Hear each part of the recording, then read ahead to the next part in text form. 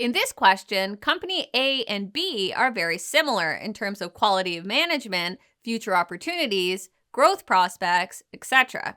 To make this concept clearer, let's assume they are virtually identical. You are being asked which company would you short. Let's go over 2 nuggets of knowledge that will help you answer this question correctly. Nugget number 1.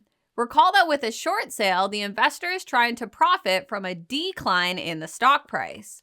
A short sale works like this. The investor borrows shares from an investment dealer. The investor then turns around and sells those shares.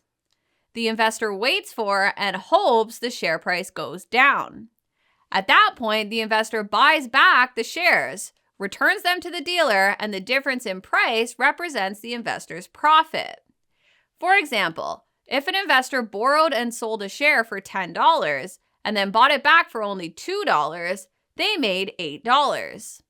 This is a risky play though, because if the share price goes up, the investor loses money and there is no ceiling as to how high the price could potentially go. Nugget number 2. In other videos, we have hammered home the point that when evaluating a company, you should never look at the share price alone. Instead, you should focus on the share price in comparison to the company's earnings per share. With all this in mind, let's circle back and tackle the question.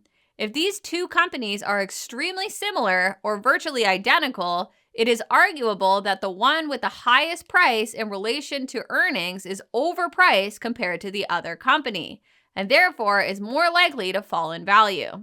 So we select the answer, short company A, which has a higher PE than company B, and we are correct.